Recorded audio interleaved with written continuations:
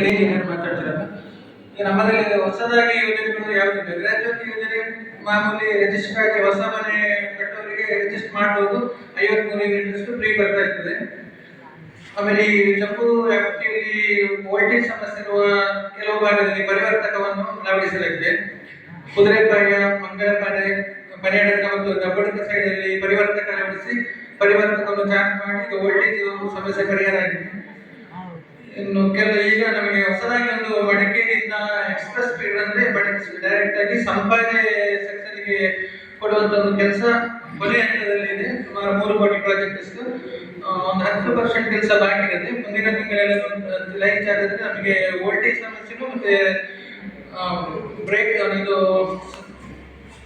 Voltage ಮಳೆಗಾಲದಲ್ಲಿ problem, ಅದು ಸ್ವಲ್ಪ ಸಮಸ್ಯೆ ಪರಿಹಾರ 90% ಪರಿಹಾರ ಆಗ್ಬೋದು. ಸಂಪಾದನೆ ವ್ಯಾಪ್ತಿಯಲ್ಲಿ ಒಂದು ಸಬ್ಸ್ಟೇಷನ್ ಕೂಡ ಟೆಂಡರ್ ಆಗಿದೆ. ಈ ಜಾಗದ ಅದು ಸ್ವಲ್ಪ ಪೆಂಡಿಂಗ್ ಅಲ್ಲಿ ಇದೆ. ಬೇರೆ ಯಾವ್ದಾದ್ರು ಸಮಸ್ಯೆಗಳಿದ್ರೆ ಹೇಳ್ಬೋದು.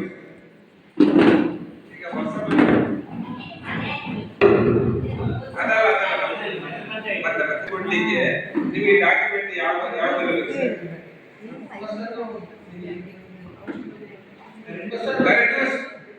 ಪಂಚಾಯತಿನ ಎನ್ಒಸಿ ಕೈಯಾರೆ, ಪಂಚಾಯತಿನ NOC, Aadhaar card, voter ID, ration card, RTC.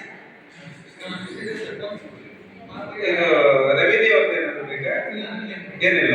ಈಗ ಆಲ್ರೆಡಿ ಹಳೆ ಮನೆ ಇದ್ದದನ್ನು ಅವರು ಆ ಮನೆಯನ್ನು ತೆಗಿತಾರೆ, ಅಲ್ಲೇ ಮನೆ ಕಟ್ತಾರೆ. ಅದಕ್ಕೆ ಅದೇ ಮೀಟರ್ ಸಿಕ್ಲಿಕ್ಕೆ ಆಗುದಿಲ್ಲ. ಇಲ್ಲ, ಹಳೆ ಮನೆ ಏನಂತಂದ್ರೆ ಅದು ಮೀಟರ್ ಸರೆಂಡರ್ ಮಾಡಿ ಸರೆಂಡರ್ ಮಾಡಿ ಬೇರೆ ಹೊಸ ಸರ್ವಿಸ್ ತಗೋಬೇಕು ಅಷ್ಟೇ. ಅದೇ ನಂಬರ್ಗೆ ತಗೋಬಹುದು, ಮಾಡಿ ಕೊಡ್ಬೋದು. ಮನೆ ನಂಬರ್ ತಗೋಬಹುದು. ಮನೆ ನಂಬರ್ ಏನು ಹೊಸದಾಗಿ ಅದೇ ನಂಬರ್ ಸರ್ ಡಿಪೆಂಡ್ ಮಾಡೋದಂದ್ರೆ